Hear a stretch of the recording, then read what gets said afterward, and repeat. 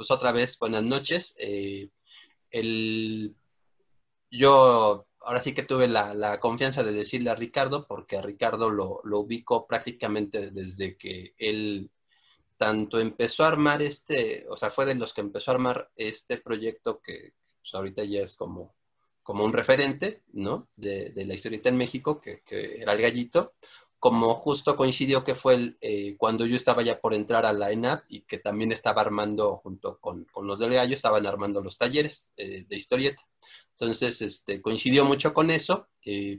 Tuve la buena fortuna de que Ricardo, además, ahí por rollos del taller, tenía como la amabilidad de compartir mucho del material, de material argentino, ¿no? Entonces era así como, por lo menos para uno en ese momento, pues sí fue así como, wow, conocer el Sí, trabajo de estamos hablando de la época preinternautica, en donde leer historieta que no fuera la que se pudiera conseguir en las librerías o en los puestos de periódicos era prácticamente imposible. Hoy todo está en línea, podemos envejecer leyendo cosas bajadas de internet y nunca nos va a hacer falta lectura. En esos entonces, encontrar historieta, historieta autor, historieta europea, historieta de otros países, a lo sumo lo norteamericano, que llegaba vía heavy metal, algunas publicaciones esporádicas, pero ni siquiera todo el panorama norteamericano. O sea, ser colonia norteamericana no garantizaba ni siquiera tener acceso a la cultura norteamericana en pleno. O sea, Y de todas formas, yo diría que ahorita, con todo y que tienes el internet, tampoco te garantiza que tengas ese claro, claro. acceso, ¿no? Porque, por ejemplo, una de las cosas que platicábamos en el taller es que yo lo que veo, por ejemplo, mucho con los estudiantes es que obviamente hay como prácticamente como dos referentes nada más, ¿no? El referente de los superhéroes, el referente gringo y el Claro. referente del manga. Y yo que trabajo con chavos de prepa, o sea, a la hora de decirles, bueno, ¿y de historieta mexicana qué te gusta? No, pues no, esa no, como maestro, o sea, ¿Existe? Para dibújame comenzar, un muñeco, ¿existe? ¿no? O sea, esos son como que lo mexicano es más chafita, ¿no? Entonces, sí, sí, así como dices, o sea, sí, sí era muy complicado, sí, era muy complicado en ese momento realmente conseguir ese material y que ustedes lo hubieran compartido, pues era así como pues una ventajota. Ahorita, insisto, me parece que de todas formas como que hay ciertas limitantes, ¿no? Y Y por hay eso, acervos, ahora también hay acervos accesibles. Por ejemplo, no sé si conozcan y de entrada anoten la recomendación como lectores o interesados en cuestión de cómic. Bueno, tenemos para comenzar aquí a Mario, que él es distribuidor de Historieta, uno de los participantes que tenemos aquí asistiendo a esta charla. Ya ahorita Mario les pasará sus referentes para contacto, porque la verdad que una buena cantidad del material que ha adquirido recientemente ha sido gracias al trabajo de distribución que amablemente hace Mario. Lo encuentran además en las ferias del libro, junto que con Rocío, su compañera. Ellos tienen un catálogo selecto, como además buenos lectores que son, tienen un gusto refinado para elegir lo que distribuyen, así que bueno, hay distribuidores, pues, ¿no? Pero además está, por ejemplo, el acervo de la Biblioteca Vasconcelos, ujú, que es en el séptimo piso, hasta el mero rincón, hasta el fondo de la Biblioteca Vasconcelos, en el último piso y hasta el mero rincón, está uno de los acervos accesibles, gratuitos, de historieta que mejor abastecidos que conozco yo que existen actualmente en el país. En el estado de León, en el estado de Guanajuato, en la capital, en León, la Biblioteca Central tiene una comicteca considerable también, con un material de una calidad extraordinaria. Tenemos la comicteca de la UAP, de la Benemérita Universidad Autónoma de Puebla, que también no la conozco personalmente, pero dicen los que la conocen que es un acervo también valioso e importante el que tiene la UAP. Así que bueno, hay ya condiciones para poder, como lectores interesados en la historieta, tener acceso a un catálogo, aparte de lo que se puede encontrar en Internet, por supuesto, ¿no? Bien, pues la charla, pongamos nomás un poquito en antecedentes. Yo soy ilustrador, me asumo de unos años para acá más como narrador gráfico. ¿Por qué narrador gráfico? Podríamos empezar por hablar precisamente de esta cuestión terminológica, asumiendo que la mayor parte de los participantes, de los asistentes esta tarde, noche, están interesados en tener referentes básicos, generales, sobre la historieta, sobre la narrativa gráfica y la docencia, como dice la invitación, como dice el volante. Creo que uno de los aspectos fundamentales sobre los que hay que trabajar para esta materia en nuestro país es precisamente el desarrollo del léxico relacionado a la cuestión gráfica, ¿no? Por ejemplo, hablamos de medicina y sabemos que un pediatra es el doctor que se encarga de atender médicamente a los niños, un geriatra el doctor que se especializa en personas de la tercera edad. Pero cuando hablamos de dibujantes, de ilustradores, de moneros, no sabemos realmente qué término alude a qué, ¿no? Y bueno, por no hablar de pedirle a alguien que distinga la diferencia entre tira cómica, novela gráfica, historieta de humor, en fin, o sea, ahí hay como, todos son monitos, ¿no? Todo es como todo entra en un gran costal en donde hay dibujitos, ¿no? Y la verdad es que eso, si bien vale para fines de un conocimiento general, como docentes, como lectores, pues sabemos que no es lo mismo un cuento que una novela, ¿no? No es lo mismo un ensayo que la poesía. Entonces, esto que en otras materias está más desarrollado, en cuestiones de la narrativa gráfica y de la literatura o de los monitos, de los dibujos, es como una masa un poco incierta, ¿no? Y yo comenzaría, por ejemplo, por distinguir la diferencia terminológica para los que nos dedicamos a hacer dibujos, ¿no? Por ejemplo, un historietista es una persona que hace historieta específicamente. Ahora bien, ¿qué es una historieta? Una historieta es una narración hecha por medio de cuadritos, de viñetas, que se van enlazando una a otra. Aquí tenemos un ejemplo a cámara de lo que es tradicionalmente una historieta. ¿Cuáles son los elementos fundamentales de una historieta? Bueno, la viñeta, por supuesto, el espacio, la unidad narrativa, cuadrito, que vamos leyendo en un orden, en nuestro caso occidental. La mayor parte de ustedes seguramente sabrá que hay otras formas de lectura, como la oriental, en donde los libros se leen al revés del orden occidental que tenemos. Pero entonces la historieta es una narración hecha mediante viñetas, cuadritos, en los que la característica es que el texto está colocado mediante dos formas fundamentales, que son los globitos de diálogo y los cartuchos o didascalias, que son los rectángulos en donde siempre es por lo general un narrador o una voz que no es de ninguno de los personajes que aparecen en el cuadro. A diferencia de los diálogos, que sí son emitidos, son palabras emitidas por algunos de los personajes. Dentro de los diálogos o dentro de las formas de representar, dentro de las formas de aplicar los globos, sabemos que están los de pensamiento, que son esos globos que forman nubecitas, que están con una forma de nube y que significa que eso que está allí dentro, sean imágenes o palabras, es pensado, no está siendo verbalizado en voz alta, digamos, ¿no? Entonces, en términos generales sabemos lo que es una historieta, podemos identificar lo que es una historieta. Pero hay, por ejemplo, también un género muy en boga actualmente, que es el libro álbum. El libro álbum es una forma de libro en donde, que a diferencia de otros libros con imágenes, en el libro álbum, por lo general, todo empieza a contar desde el inicio hasta el final, desde la portada hasta la contraportada. Todo narra. En la historieta, por lo general, la distinción entre lo que es una portada, una contraportada y el interior, está muy clara la diferencia. La portada cumple las veces de una portada de un libro, que es llamar la atención, dar una información, como es el título, el autor, la editorial, una serie de informaciones generales. Pero en el libro álbum, la portada suele ser empleada como la primera imagen, que es a partir de allí de donde empiezan los autores a narrar. O sea, por lo general en un libro álbum la historia empieza aquí y termina no en la última página dibujada, ¿no? Sino termina por lo general aquí. O sea, todo narra, ¿no? O sea, esto es una generalidad, les estoy comentando unas características generales. Lo cierto es que en el libro álbum, elementos, por lo general el libro álbum además tiene pasta dura, ¿sí? A diferencia de la historieta en donde podemos encontrar revistas o publicaciones con otras características físicas, el libro álbum por lo general tiene pasta dura. Y un elemento como son las guardas, este papel que está pegado a nuestra carátula, las guardas suelen tener también una información narrativa importante. Fíjense, por ejemplo, en cómo las guardas primeras son una escena de día, mientras que las guardas finales son una escena nocturna.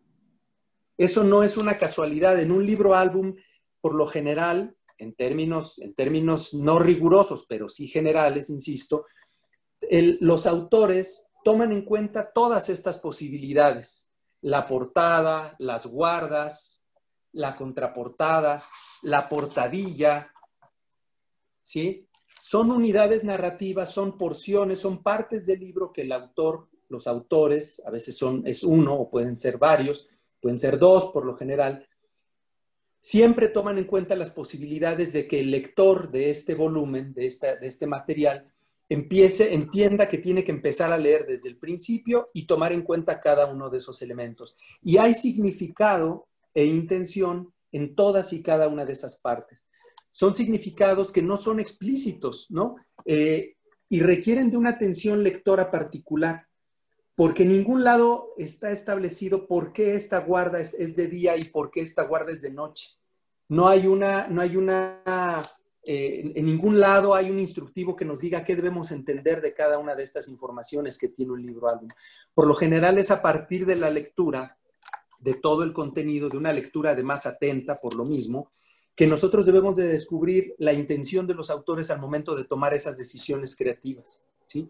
Entonces, este es el libro álbum. Otra característica importante del libro álbum es que la unidad narrativa, a diferencia de la historieta en donde era mediante viñetas, aquí la unidad narrativa del libro álbum por lo general es la doble página. O sea, este par de páginas, ¿sí? Puede leerse una y otra de manera independiente, pero es muy común que incluso aunque las páginas se lean una primero y otra después, haya una intención de los autores de concebir las dos páginas como un todo, como un algo que el lector va a ver en su conjunto. Por no hablar de las ocasiones en las que, no sé si este libro tenga un caso similar, pero aquí está.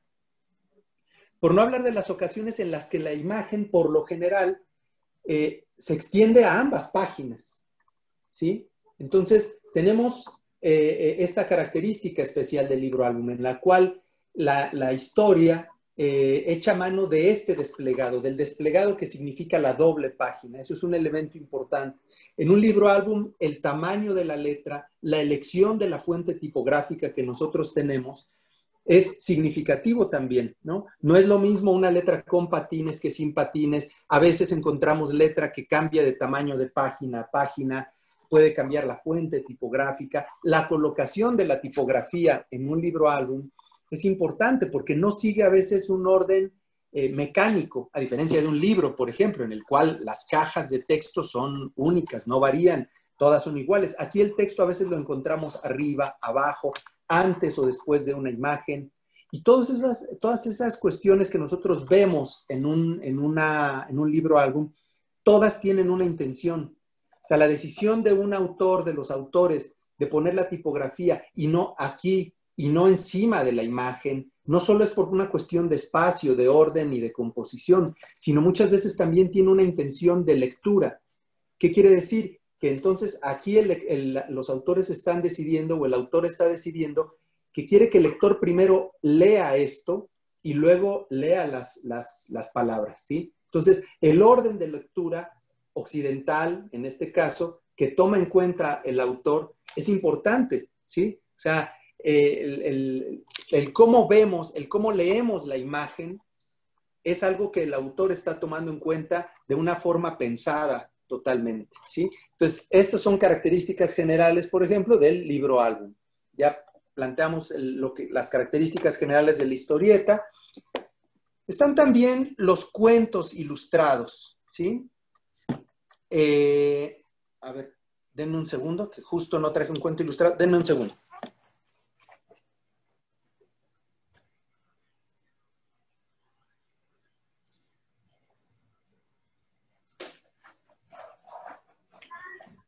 Bueno, eso es lo bueno de tener todo aquí a la mano. Miren, por ejemplo, este es un texto literario, es Oliver Twist. Este es un texto literario que tiene ilustraciones. ¿Cuál es la característica de este material que contiene imágenes y palabras tal cual lo hemos visto con los otros casos? Estamos hablando de libros que tienen imágenes y palabras, de libros visuales, o en los que el aspecto visual cumple una función importante.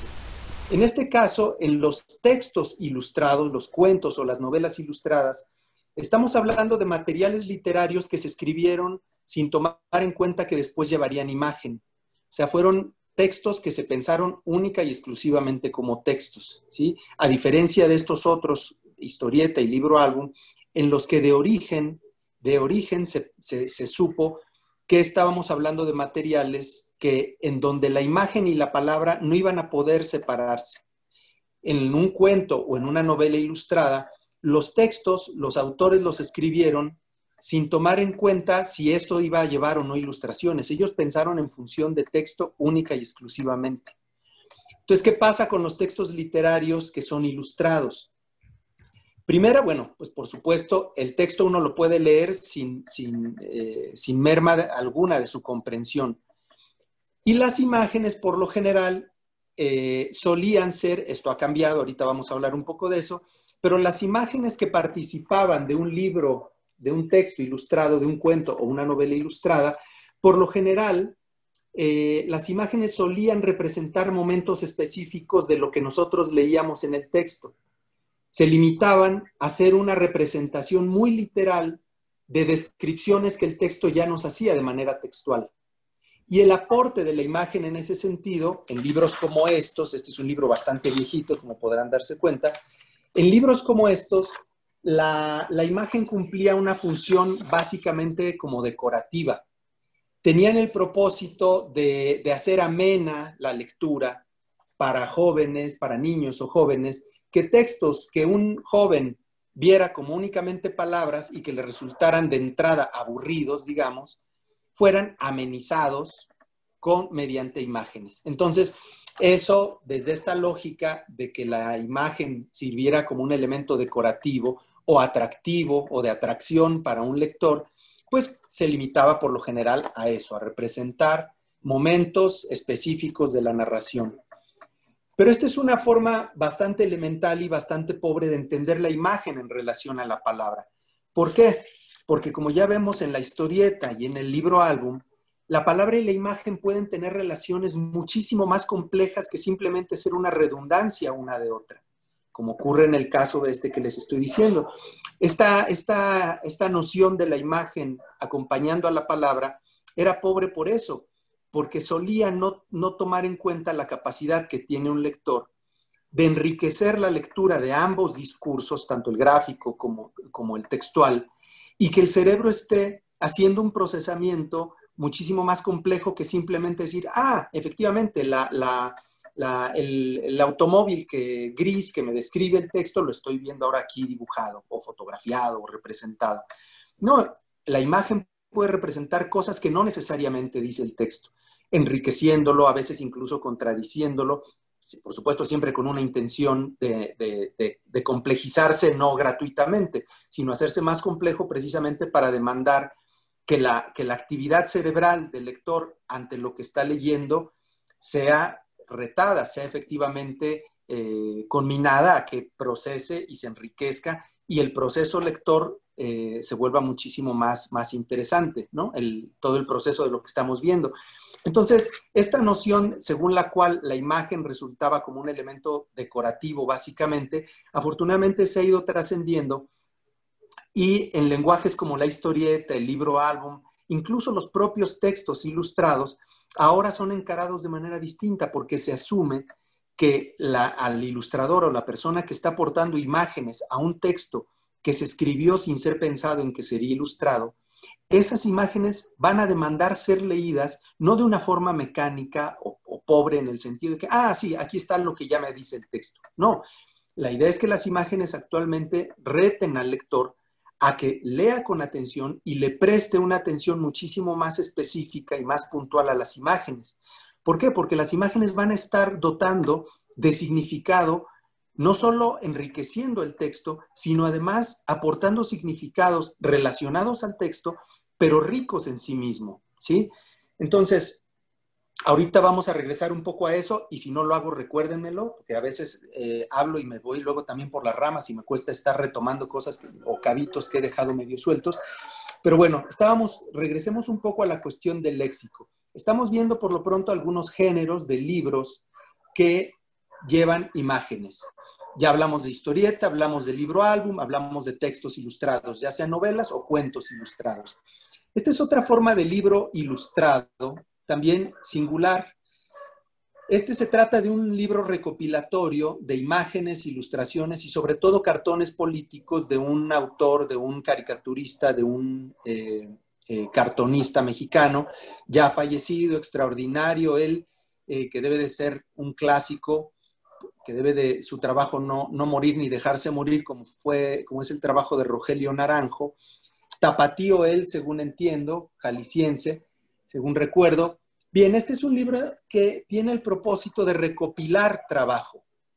Fíjense cómo dentro del recorrido que vamos a hacer de diferentes tipos de libros que incluyen imágenes, vamos a encontrar que hay cosas muy diferentes entre sí. Todos tienen la característica de ser libros con imágenes, pero su propósito y su concepción y el resultado en nosotros como lectores es totalmente distinto uno de otro. Bueno, este es sobre todo un recopilatorio de sus cartones políticos, ¿sí? Se trata de una memoria gráfica, digamos, del trabajo periodístico, sobre todo, de este autor. Sin embargo, no solo encontramos cartones políticos de los que él dibujaba para su aparición en los periódicos, en el periódico en el que colaboraba, que fue el Universal por la mayor parte del tiempo. También él hacía un cartón semanal para la revista Proceso. Tenemos en este libro y en varios de los recopilatorios que se han hecho de su trabajo, secciones en donde de repente tenemos retratos de autores, de retratos de diferentes personajes, ¿sí? Entonces, tenemos esta clase de libro que es una suerte de recopilación de trabajo, recopilación de obra, que no necesariamente un catálogo, porque también tenemos libros que son un catálogo de obra, ya sea con motivo de una exposición o bien porque se trata de la reunión de una cantidad de trabajo, por ejemplo, la reunión de trabajo pictórico de algún autor o de un género determinado, ¿no? Entonces aquí tenemos otra forma de libro con imágenes. Esto es algo parecido a lo que vimos de Naranjo. Es una suerte de catálogo de obra y una selección de trabajos de un autor italiano, con también diferentes muestras de su obra, ¿no? Cosas a color, ilustraciones, fragmentos de historieta. A veces estos libros, que son una suerte de catálogo, de recopilación, suelen traer también textos razonados, textos en donde se habla de la obra de determinado autor, ¿no? De la persona en cuestión. Dentro de la narrativa gráfica, dentro de la narrativa visual, tenemos también los libros ilustrados que carecen de palabras, ¿no? Tenemos por ejemplo, que está en catalán, el título, porque resulta que todo lo que tenemos adentro es una sucesión de imágenes relacionadas entre sí de una forma bastante compleja, en el sentido de que no vemos necesariamente, no es fácil identificar una narración lineal en esta sucesión de imágenes.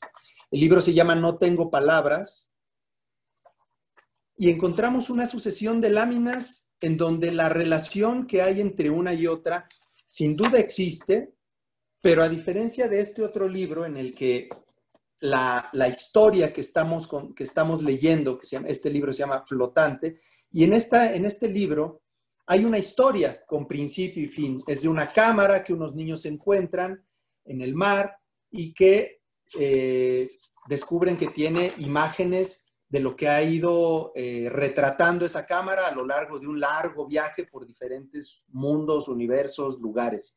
Pero a diferencia de este libro en donde la historia es muy lineal y muy clara, en este libro la sucesión de imágenes es mucho más libre, más aleatoria en su significado. Está más pensado para que precisamente sea leído e interpretado de una forma más libre, no tan puntual ni tan detallada como una narración con principio y fin muy claro. Otro libro parecido a estos dos últimos que les acabo de enseñar, que son libros mudos, libros visuales, pero sin palabras, es este famoso, ya un clásico del Fondo de Cultura Económica, que es una ocurrencia realmente magistral de este autor. Se trata de una narrativa visual, también sin palabras, muy curiosa también, en la que, fíjense con la imagen con la que empieza. No identificamos absolutamente nada claro en esta imagen. Para comenzar, en todo el libro, la página izquierda es una página negra. Eso ahorita podemos reflexionar juntos sobre cuál es el sentido de que esta página siempre tenga la doble página, una de las dos sea negra permanentemente. Eso ahorita me dirán qué impresiones da. No sé quién de ustedes conoce ya este libro. Bien, fíjense cómo empieza. La primera lámina es esta suerte de picos. Ya nos dijo aquí Mariana Ayala, que ella sí conoce este libro. Fíjense cómo esta primera lámina son unos picos rojos sobre un fondo blanco. Yo les digo, para los que no lo alcancen a ver, que se trata de un fondo un poco jaspeado, allí con puntos azules. También aquí María Torre dice que ella también conoce este libro. Resulta que la segunda lámina nos revela que eso que habíamos visto en la primera lámina se trataba de la cresta de este gallo. Bueno, pues es un gallo que nosotros vemos aquí. Resulta ser un gallo que está siendo observado por un infante aquí. Luego, ahora vamos a entender, ustedes van a saber por qué se llama zoom, porque la cámara, digamos, la lámina, ¿qué es lo que ha ido haciendo hasta este momento? La vista de lo que vamos encontrando se va alejando, efectivamente. Eso es un zoom. En cine, para los que no lo sepan, esta acción de la cámara que se aleja de una imagen es un zoom out, o sea, un alejamiento hacia afuera. Está el zoom in, que es un movimiento de cámara que se acerca, que se mete. Este es un movimiento de cámara que se aleja de aquello que se está presenciando. Digamos que en sentido estricto el libro se tendría que llamar zoom out, ¿no? Bueno, que se podría leer al inverso y veríamos que puede ser también un zoom in. Pero entonces, la ocurrencia magistral de este libro es que en la medida en la que nos vamos alejando de la imagen, vamos descubriendo nuevos significados. Resulta que ese gallo era un juguete que estaba siendo manipulado por una niña. Una niña que a su vez forma parte de una imagen que después descubrimos que es la portada o una imagen que está en una revista que está siendo sujetada por una persona que aquí nos enteramos que está en una poltrona, en una silla de descanso, que a su vez está al lado de una piscina que forma parte de un yate, de un crucero que nos enteramos que en realidad es la imagen que está al costado de un camión, era el anuncio de un camión que está en una ciudad que resulta ser una imagen que está siendo visualizada por una persona, un ranchero o alguien aquí con sombrero, en un desierto que en realidad es la imagen que forma parte del timbre postal de un sobre que tiene en su mano un aborigen que parece ser como de Australia o de una zona tropical. Esta escena está siendo a su vez contemplada por un aviador que va en su avioneta volando sobre el mar, un mar que en la medida en la que seguimos alejándonos nos damos cuenta que, bueno, pues forma parte efectivamente de nuestro planeta, un planeta que en la medida en la que nos seguimos alejando, nos damos cuenta que está perdido flotando en el espacio, ¿no? Y aquí termina el libro. ¿Ustedes por qué dirían que la página izquierda es siempre negra? ¿Por qué la imagen se decidió ponerla única y exclusivamente en la página derecha? ¿Quién quisiera hacer una reflexión al respecto? No se amontonen, solo una a la vez. A ver, venga. A ver, dinos, ¿qué te parece? Bueno, no sé a quién le cedieron la palabra. Buenas noches a todos. Una persona que tiene LC en su... Sí, soy Leticia, buenas noches a todos. Hola, Leticia. Lo que me llama la atención de tanto de las guardas como de las páginas que nos mostraste, bueno, yo siento que es como el enfoque de la cámara, ¿no? El enfoque de la cámara que se aleja, que se acerca, y finalmente esa situación como que pues todos formamos parte de ese universo misterioso, por eso finaliza también con el color negro, pero ¿y por qué ¿no? dirías que decidieron poner siempre la página de la izquierda en negro? Porque esta página nunca tiene imagen, siempre la imagen está aquí. Me hace pensar en las fotografías instantáneas.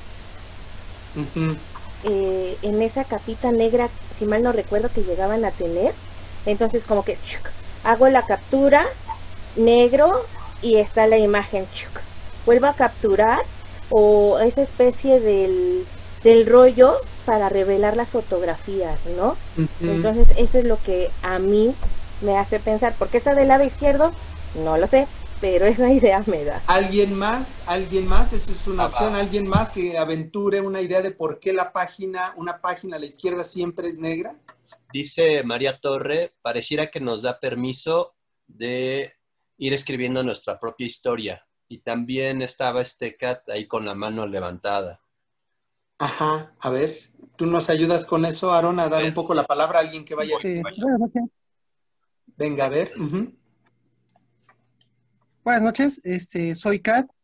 Estaba pensando precisamente de cómo pudiera ser que estuviera una página en negro. Bueno, a lo mejor es algo muy simplón, de hecho, pero precisamente para que sea una lectura visual fluida, para no tener que estar yendo una página, la siguiente, sin agarrar, pasar, imagen, Claro. pasar, imagen, pasar, imagen, pasar, imagen, pasar, imagen. Y así, a final de cuentas, Es que eso vas teniendo una lectura fluida. Exacto. Por lo menos yo no he hablado con el autor, ¿verdad? Pero en la reflexión que he hecho reiteradamente sobre este libro, pienso que de ninguna manera sería el mismo resultado si esta imagen que le sigue a esta la hubiéramos tenido aquí al lado.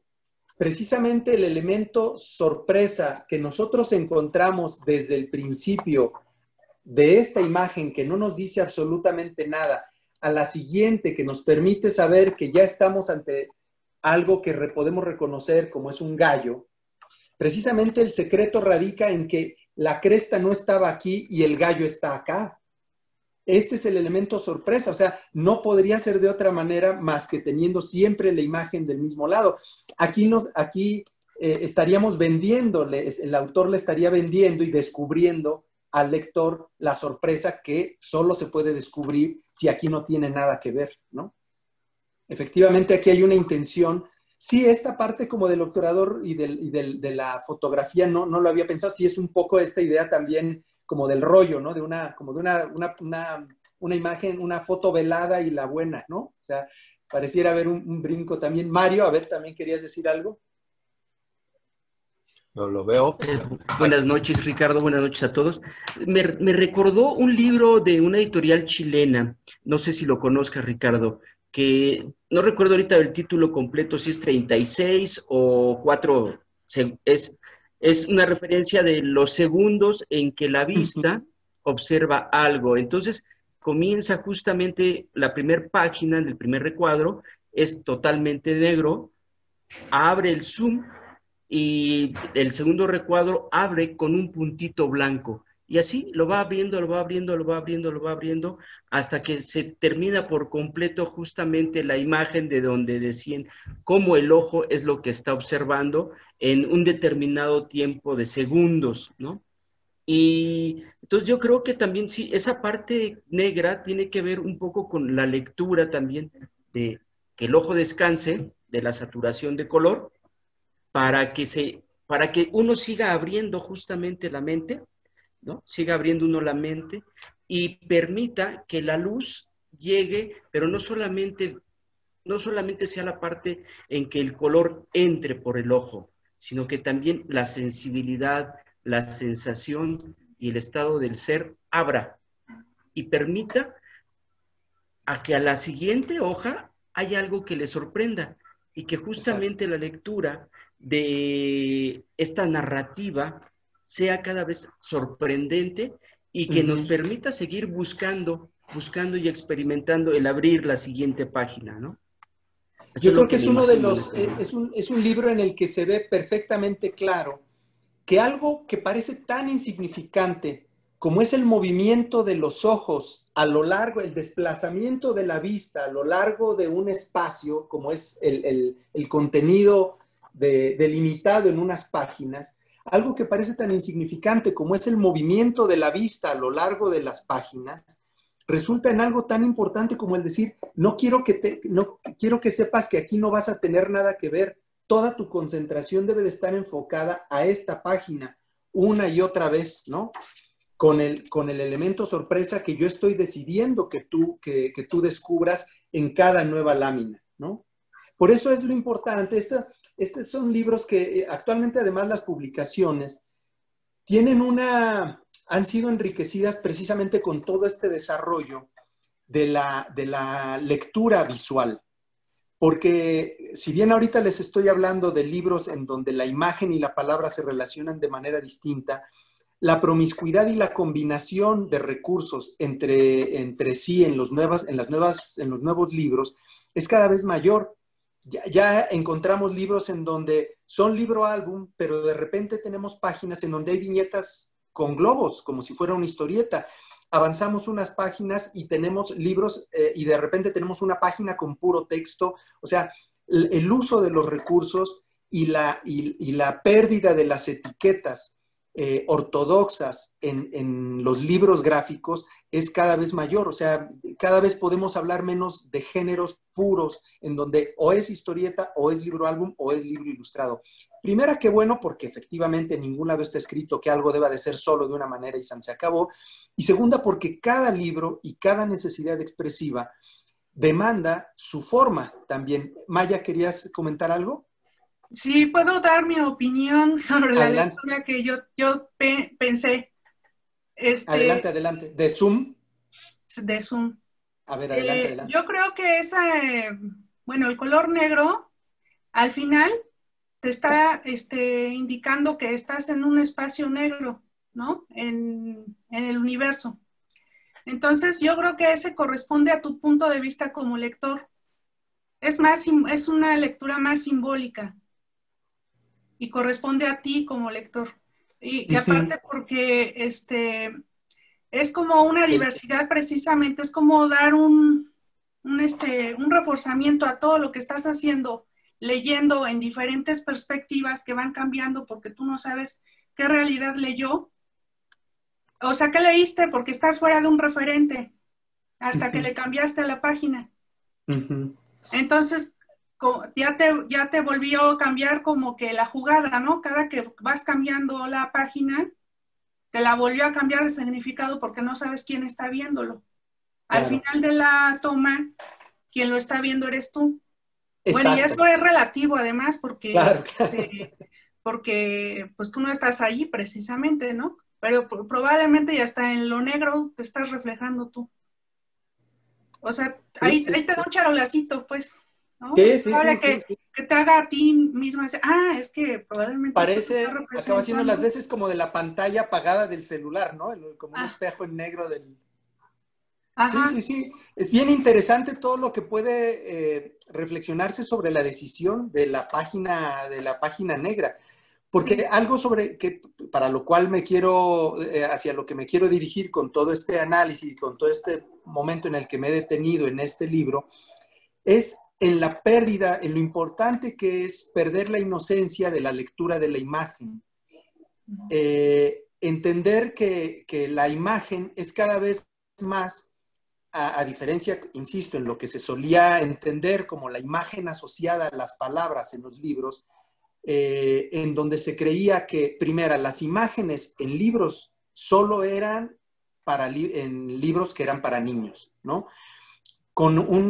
Fortaleciendo un prejuicio muy absurdo, muy tonto, muy limitado, de que la imagen, como es algo fácil de leer, con todas las comillas que uno le quiera agregar, entonces un lector adulto, un lector desarrollado en sus capacidades lectoras, no necesita imágenes. Yo en las charlas siempre hablo de la comparación, hago la comparación con las rueditas que se le ponen a las bicicletas para los niños que están aprendiendo a andar en bicicleta.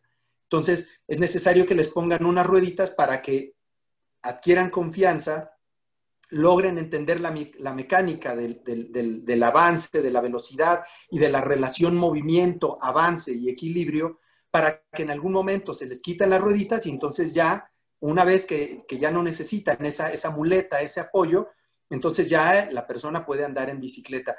Y esa idea se tenía de la imagen históricamente, como un apoyo que permitiera al joven lector acercarse a las palabras para después prescindir de la imagen y entonces ya no necesitas de las imágenes, ahora ya puedes leer solo palabras, ya tienes la madurez mental, cognitiva, para leer solo palabras, ya no necesitas los monitos, ¿no? Para entretenerte mientras lees, para amenizar tu lectura, ya ahora sí puedes leer palabras.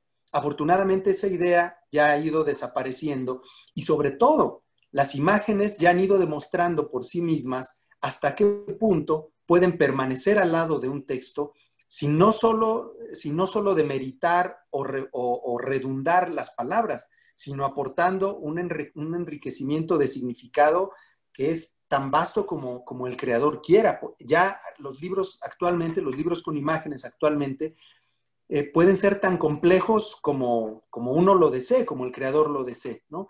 Y además, no solo eso no demerita el texto, sino que además lo dota a la publicación y a lo que estamos viendo de nuevos y ricos significados. Eso no quiere decir que los libros con imágenes sean necesariamente mejores solo porque tienen imágenes. Efectivamente, podemos seguir encontrando libros con muchas imágenes colmados de mediocridad o de falta de significado. Eso, por supuesto, depende de las personas que están atrás aportando el contenido, ya sea el que lo escribe. Encontramos libros en donde la imagen es infinitamente superior a las palabras, o al revés, libros que perfectamente le podríamos quitar las imágenes y le haríamos un favor a esa publicación. En lo que quiero insistir es en lo importante que es perder la inocencia y perder el prejuicio respecto del papel que pueden jugar las imágenes dentro de una publicación. Aaron, había por ahí algunos comentarios que valdría la pena retomar.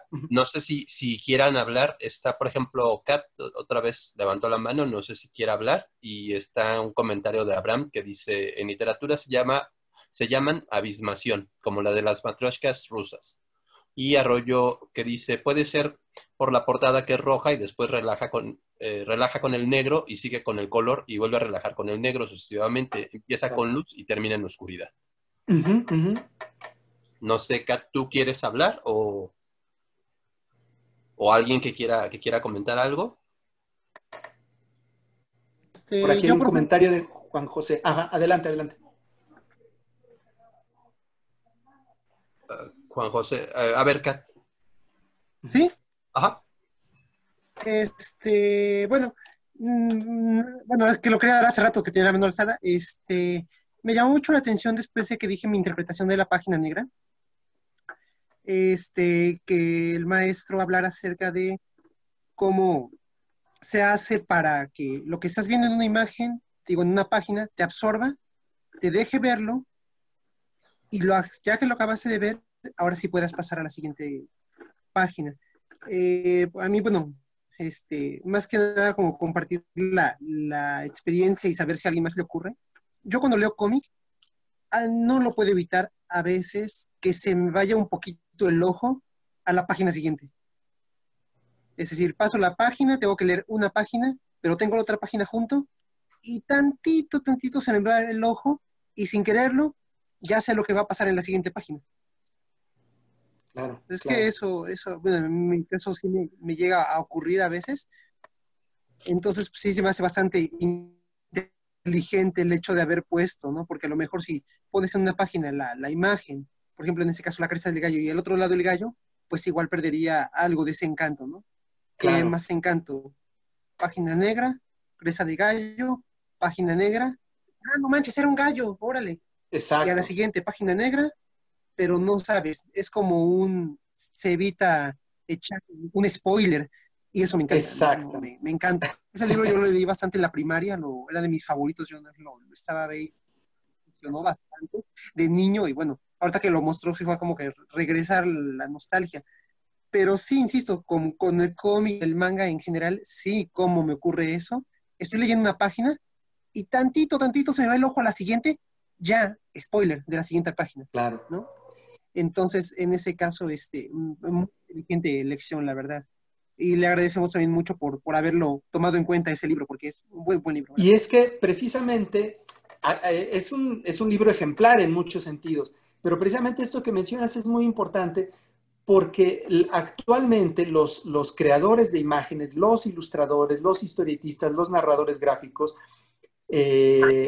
uno de los desarrollos más importantes que ha tenido nuestra profesión es precisamente saber que toda aquella información que nosotros estamos colocando dentro de nuestras publicaciones, dentro de nuestras creaciones, dentro de nuestras imágenes, ya sean ilustraciones o historietas, digo yo que además trabajo en ámbitos todos relacionados con la imagen, pero para propósitos, lenguajes y públicos muy distintos, a cada uno tengo que tener la capacidad de entender que no es lo mismo dibujar para historieta que dibujar para ilustración.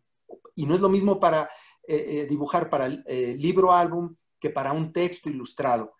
Si bien en todos los casos, si hay un común denominador, es que las imágenes deben de pensarse, y eso es algo que insisto mucho en las clases con los jóvenes ilustradores o las personas que están formándose en el campo de la narrativa gráfica, que la imagen debe de ser el resultado de una reflexión. O sea, la imagen no es una representación, no es un acto de representación de elementos con la complejidad, el estilo, lo que sea que se decida en términos formales.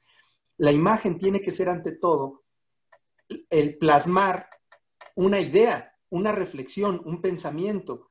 No solamente un pensamiento en función de qué es lo que va a llevar, sino por qué va a ir allí. O sea, esto me parece importante relacionado al tema de la charla, el título de la charla, de la cuestión de la docencia, porque precisamente es uno de los aspectos en donde yo creo que de manera más importante tenemos que trabajar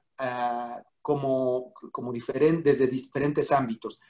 Por un lado, como ilustradores, como creadores de imágenes. Por otro lado, como editores, por ejemplo, ¿no? Porque los editores son aquella persona que se encarga de llevar un contenido, darle forma, y es la persona que hace las veces de intermediario entre la creación y el lector. Entonces es un profesional que tiene que tener unas habilidades, conocimientos y destrezas muy particulares. Y no es lo mismo un editor de libros de solo palabras que un editor de libros con imágenes. Y no es lo mismo un editor que edita libros con imágenes para niños que un editor que edita libros con imágenes para adultos. No es lo mismo un editor de libros, de libro álbum o de libros de caricatura que un editor de libros de historieta. Entonces, por eso es importante el desarrollo en esta materia, desde todos los ámbitos. Hacen falta también distribuidores, Mario lo sabe perfectamente. O sea, ¿qué pasó con las librerías durante muchos años? No sabían dónde poner los libros con imágenes. Como la imagen era algo relacionado únicamente al público infantil, todo libro con imágenes que caía en manos de un librero, de un distribuidor, de un exhibidor de libros, era mandado a la sección de libros infantiles. Pero cuando de repente se tomaban la molestia de abrirlo y descubrían que había desnudos, que había sexo, que había significados que ni ellos entendían, pues se daban cuenta de que ese libro no cabía en los anaqueles de los libros infantiles. Una ¿No? ocasión, Entonces, la historia de O de Guido Crepats en la sección infantil. Lo compré, pero bueno, fui a ver y así que me encontraba a lo mejor quedaste, mira alguna nada falda más o el algo y me encontré resultado. la historia de O. No, claro. Entonces, afortunadamente, parte del desarrollo que ha tenido la imagen en los libros en los últimos años ha llevado a todo el mundo a entender que estamos ante un fenómeno en crecimiento, en desarrollo y de múltiples aspectos, ¿no?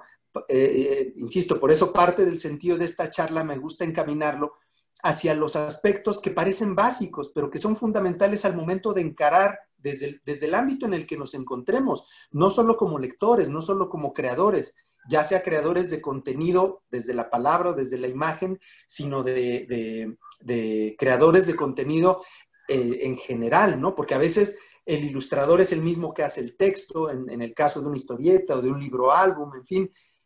Es importante, por eso hablo de la pérdida de la inocencia como lectores y al momento de enfrentar a los libros con imágenes, porque a partir de que nos damos cuenta de que hay un fenómeno que no podemos categorizar con los elementos maniqueos o con los elementos que traemos de la infancia, con los prejuicios que traemos como lectores o que nos han impuesto, en esa medida, primera, podemos entender mejor ante qué estamos y segunda, podemos utilizarlo mejor. Como lectores, primera porque no sé a cuántos de ustedes les habrá pasado, cuántos vivan con culpa su aprecio por los libros ilustrados, pero durante muchos años estaba muy mal visto que un adulto lector leyera libros con imágenes. ¿Cómo? Eso es para niños, eso es para adolescentes. ¿Cómo si se supone que ya eres un adulto lector, estás leyendo monitos, ¿no? O sea, eso habla de un analfabetismo. En México, además, particularmente por años, estuvo asociada la lectura de historieta con una mediocridad lectora. Como en lo que se convirtió la historieta industrial, la historieta que se encontraba en los puestos de periódicos, fue en un producto basura, efectivamente. Yo hablo de un proceso de chatarrización de la cultura popular en nuestro país, en donde televisión, publicaciones de puestos de periódico, música, cine, la cultura popular sufrió un proceso de pérdida de calidad no imputable al medio en sí. No es que el cine fuera malo, es que el cine de ficheras, el pobre y mediocre cine en el que se convirtió la industria cinematográfica mexicana, que parecía no producir películas más que de albures y de encueradas o de semi-encueradas, eso no convertía al cine en un medio inservible. Lo que eran inservibles eran las películas inservibles. O sea, la historieta o la novela o la televisión no es mala o buena en sí misma, es malo según el contenido. Y el problema con la cultura popular y lo que ocurrió con las manifestaciones de cultura popular mexicana, de las cuales la historieta formaba una parte además importantísima, fue no que el medio en sí fuera malo, es que el contenido que se producía era malo. Y no era malo porque faltara talento, era deliberadamente malo. A mí me tocó escuchar discusiones o comentarios en los cuales se decía que la historieta, se producía esa historieta porque era el público, porque era lo que el público compraba. Y era un argumento tan estúpido y limitado y falaz como el que se dice ahora a propósito de la comida chatarra, que es la comida, se produce eso porque es lo que el público pide o es lo que el mexicano come. Cuando tú rellenas toda la posible oferta de consumo, ya sea alimenticio o de cultura, de pura chatarra y dejas sin alternativas a la persona que va a consumir eso, pues obvio que va a consumir solo chatarra. Y si además es lo que está más a la mano, a mejor precio, es lo que está además retacado de saborizantes y de cosas que son enganchadoras y adictivas en sí mismas, bueno, pues por supuesto que entonces no vas a salirse de ese círculo perverso. Pero ni la alimentación del estómago ni la alimentación del espíritu sabemos que pasan por eso. Sabemos ahora que mientras más rica, variada y nutritiva y de calidad sea aquella oferta, pues por supuesto la ingesta de esos alimentos, ya sea espirituales o culturales o gastronómicos, digamos, pues efectivamente mejor nos van a hacer, ¿no? Entonces, allí hay una trampa en este asunto de hablar de la historieta o de la imagen como algo asociado infantil. hay una falacia, porque efectivamente, sí, eso no quiere decir que la imagen no sea una espléndida manera de introducir al niño y al joven hacia la literatura. El tema es que uno puede seguirse leyendo imágenes, historietas y libros con imágenes sin merma de nuestra calidad lectora, ¿no? Eso es hacia el punto al que voy. A que actualmente la oferta y la calidad de libros con imágenes es tan variada, tan rica y tan nutritiva que sostiene que alguien que le gusta leer pueda leer libros ilustrados, libros con imágenes, y que no solo no mermen su capacidad ni su riqueza lectora, sino que al contrario, la enriquezcan y la diversifiquen. Esto siempre me gusta llevarlo a la reflexión sobre lo importante que es que nuestro consumo cultural sea además lo más rico y variado posible. O sea, yo desconfiaría de alguien que me diga, no, yo no veo cine, yo únicamente leo porque el cine para mí es abarata o es una cosa que solo ven las personas que no les gusta leer, ¿no? O sea, imagínense que alguien pudiera prescindir de todo lo que el séptimo arte le ha dado a la humanidad. Lo mismo digo de la historieta. O sea, yo actualmente diría, es que no debería haber individuo en este mundo que no saliera de la infancia sin haber leído Charlie Brown, Calvin y Hobbes, Mafalda, Asterix, Tintín, un puñado de historietas, ni siquiera un puñado, cada vez más cantidad de historietas, de material lector, como yo diría que ningún niño debería salir de la infancia sin haber leído algo de Salgari, algo de Bradbury, algo de Mark Twain, en fin. Entonces, hablar de un consumo lector, de un consumo cultural que únicamente pase, por ejemplo, por la literatura, porque es allí donde está la calidad, pues sería tan pobre como decir que los niños únicamente deben de comer frutas y verduras porque no hay riqueza nutritiva en absolutamente nada más. Tan importantes los azúcares como los carbohidratos, como las proteínas. Me gusta hacer esta analogía porque efectivamente, una vez que saciamos nuestra necesidad de alimentación, que es indispensable para vivir, como seres humanos nos alimentamos de cultura. Y ya nos resulta tan indispensable para vivir como la alimentación literal, la alimentación de la ingesta de alimentos. Entonces, ¿qué consumimos? ¿Cómo consumimos? ¿No? ¿Qué consumo de imágenes estamos haciendo? ¿Qué consumo de sonidos estamos haciendo? Entonces, digo, y aterrizando y volviendo un poco a nuestro tema, por eso es importante la información sobre los diferentes aspectos, los diferentes géneros, las diferentes formas de leer imagen, ¿no? A propósito, hago un paréntesis a propósito como del léxico que mencionaba al principio. No solo tenemos diferentes géneros de libros, tenemos diferentes autores de imágenes. Ustedes han escuchado el término monero seguramente. Está caricaturista, ilustrador, historietista, monero. Incluso palabras como esas que parecen referir a lo mismo, no necesariamente son lo mismo, ¿no? No es lo mismo un novelista que un cuentista, hablando de escritores, ¿no? Antes hablaba yo de diferentes médicos, no es lo mismo un pediatra que un médico cirujano, que un ortopedista. En el mundo de las artes gráficas, en el mundo de la imagen y de los ilustradores o de las personas que trabajamos con la imagen, también cada término designa cosas muy particulares. Un caricaturista es una persona que hace caricaturas, por ejemplo, ¿no? Caricaturas que son básicamente un retrato de una persona caricaturizada, estilizada. Ese sería, por ejemplo, un caricaturista. Un cartonista editorial, digo esto además hablando en términos muy locales, y a veces estos términos cambian según el país, pero hablando de nuestro país, un cartonista editorial es la persona que hace cartones políticos en los periódicos, ¿no? Que trabaja con la actualidad y las noticias son su materia y hace una imagen única, que a veces lleva palabras con imagen y a veces solo imagen, que hace un cartón en donde el tema político es sobre todo el elemento principal, ¿no? Un humorista sería la persona que hace un cartón de una sola imagen, en donde lo que hay allí es una imagen humorística, como las que hace Quino también, el papá de Mafalda, el autor de Mafalda, que sería diferente a un cartón político en el sentido en el que el contenido de su imagen es no necesariamente político, ¿no? Puede ser a veces como un ensayo, casi una reflexión sobre muy variados temas. puede ser de humor absolutamente blanco y un gag, un chiste, o bien una reflexión. Boligán, por ejemplo, es un autor cubano-mexicano que hace cartones como humorísticos, con diferentes temas, pero que son una reflexión casi filosófica. Es muy parecido a lo que hace Quino también, ¿no? Un historietista es una persona que hace historieta, o sea, que hace estas historias en donde las viñetas y los globos son lo que va dictando la narrativa. Hay historietistas que hacen tira cómica, como Trino, con las historias del Rey Chiquito, las crónicas marcianas, o como Mafalda.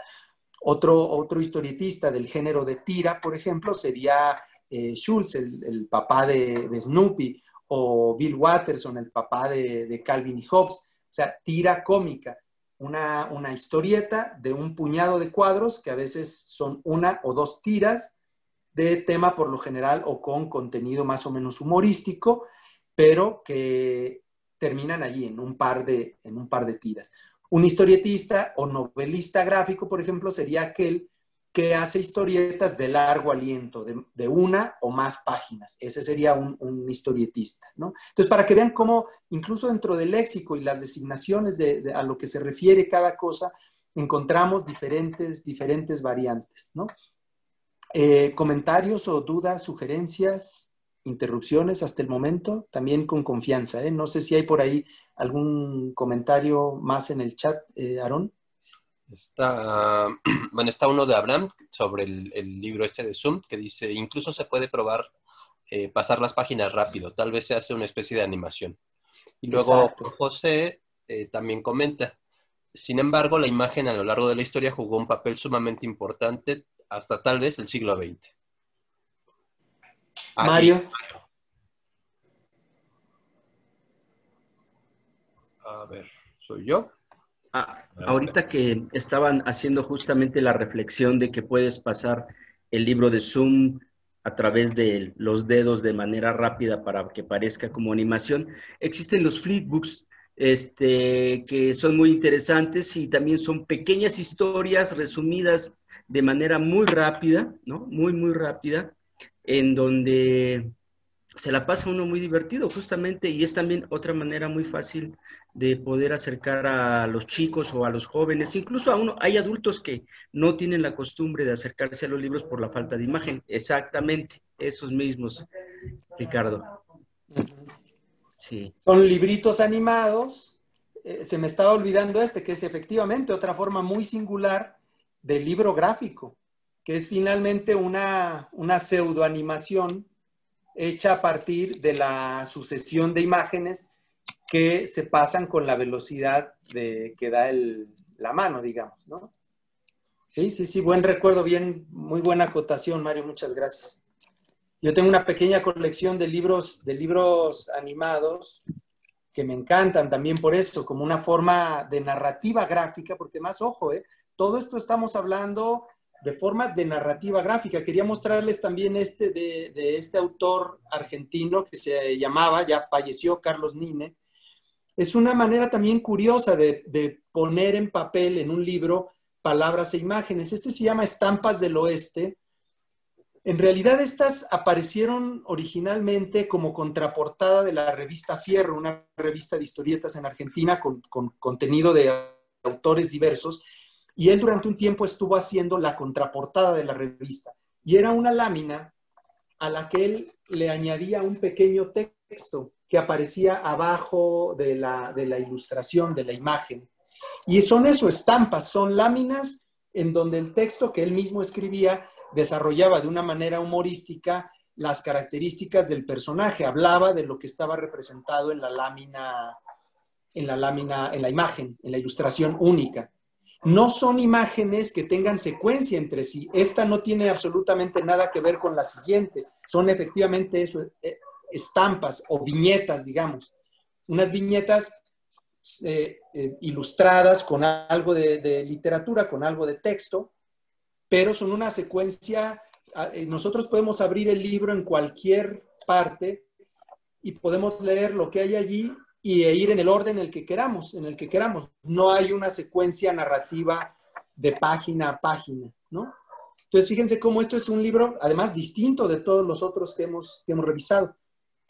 Este tiene incluso alguna característica como de libro álbum. Esto es lo que les decía de cómo actualmente muchos autores conciben sus publicaciones tomando en cuenta esta parte narrativa que nos enseñó el libro álbum, en donde todo va contando, ¿no? Desde la portada hasta la contraportada, las guardas, todo tiene un significado, o todo tiene por lo menos un elemento visual que está aportando al conjunto de la lectura de la imagen, ¿no? Bueno, antes de pasar a la parte como de mi trabajo, no sé si hasta el momento hay como dudas muy puntuales o comentarios muy puntuales que quieran hacer. Leti, adelante. Bueno, yo soy maestra de literatura, trabajo a nivel preparatoria. Por azares del destino conocí la obra gráfica de Ricardo y he trabajado con mis alumnos, chicos de entre 15 y 20 años, algunas obras de Ricardo. Justo cuando estaba planteando esta situación de la narrativa a partir de las imágenes, recordé una actividad que realizamos con algunas imágenes de Madre Santa. Solo les mostré algunas 3 imágenes y les digo, chicos, observen bien todos los detalles, ángulos, etcétera, y a partir de esas imágenes van a inventar una historia. Los resultados fueron fabulosos, francamente, y eso me hace pensar en lo que hace un momento mencionaste, Aarón. Al menos en el bachillerato público, en el bachillerato de mi nacional preparatoria, yo trabajo en la prepa 1 en Xochimilco, no existe tanto acercamiento a este tipo de narrativa. No voy a usar el término literatura, ¿no?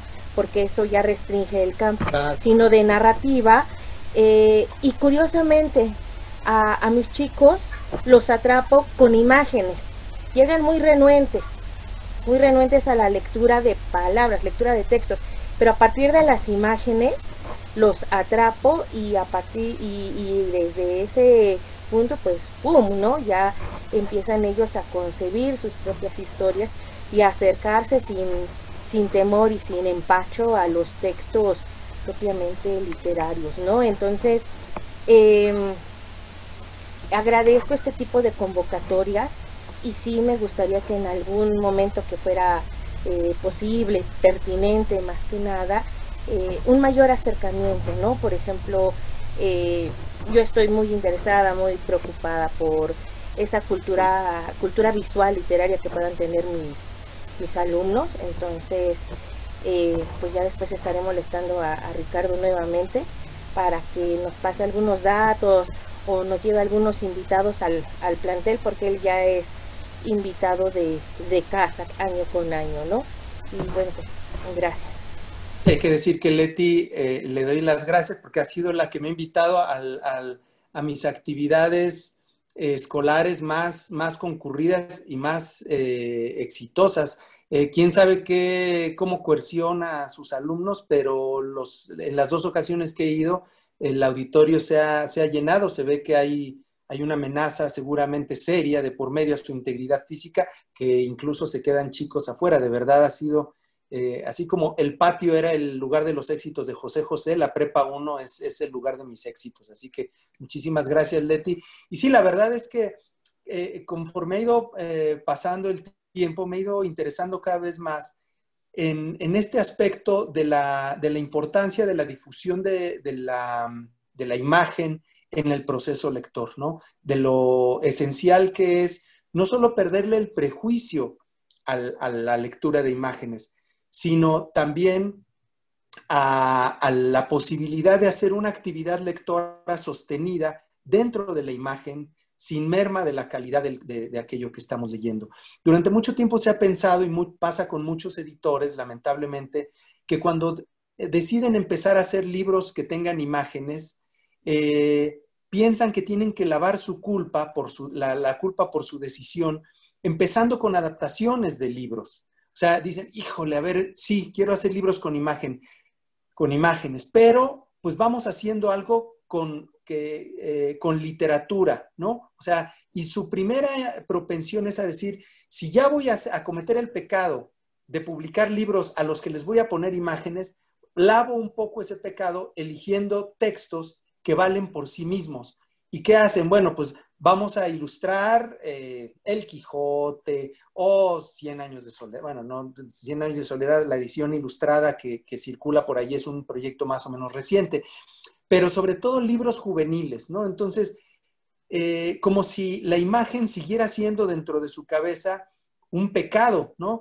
Como que si aquello que nos facilita la lectura o que nos ameniza la lectura, como es la imagen de por sí, hubiera que dotarle de contenido serio, ¿no? O sea, como que lo importante está en las palabras.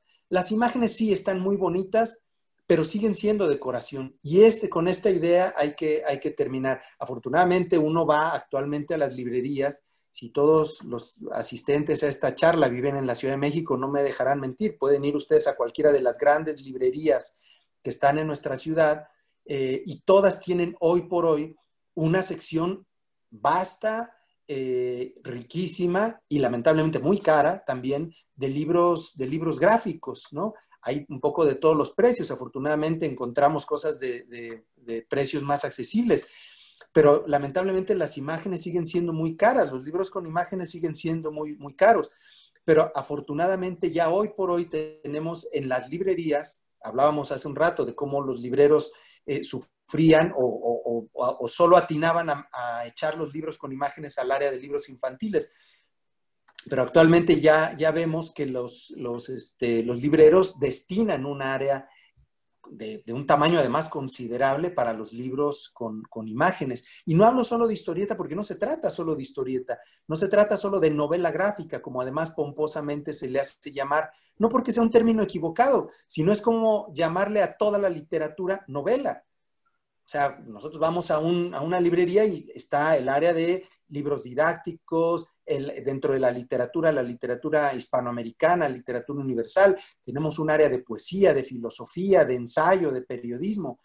Y los libros gráficos, por lo general, en el mejor de los casos, los acomodan o por orden alfabético, o por autores, o por editorial.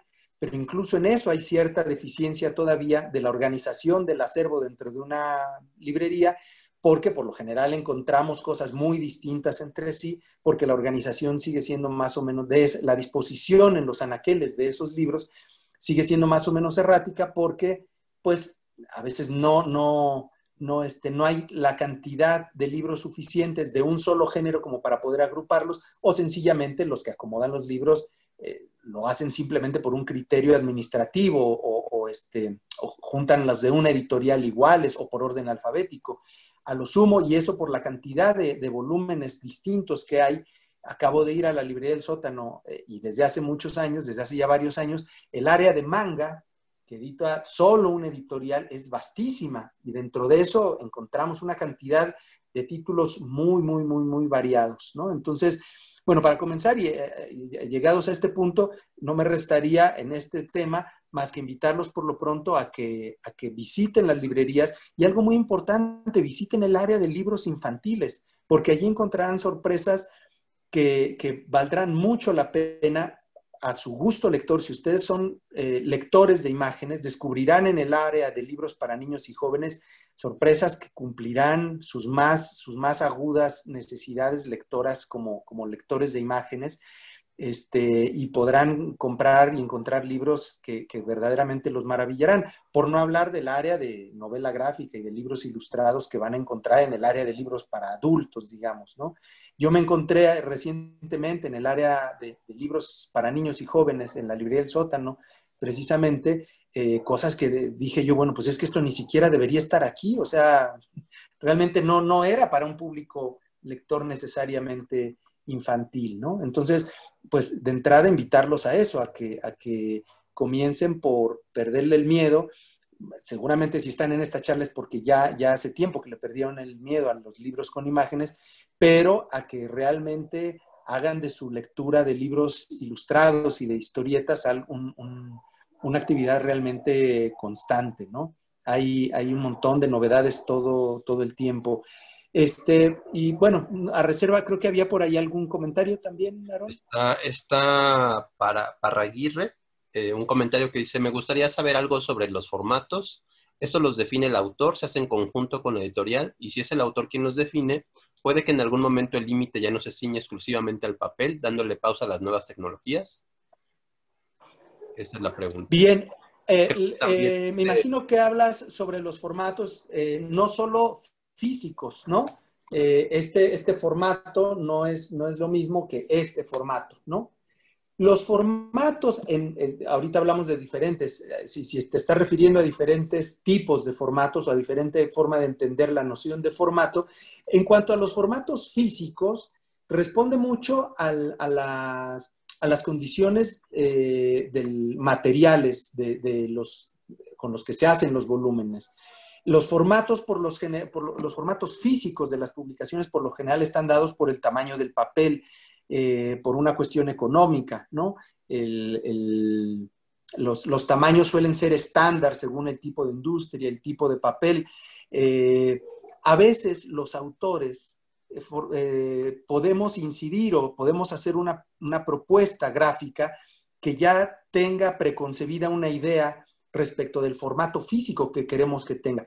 Porque nosotros como autores no es lo mismo que concibamos un libro álbum para un tamaño pequeñito que para un tamaño más grande, por la cantidad de información visual que tienen las páginas, por ejemplo, ¿no?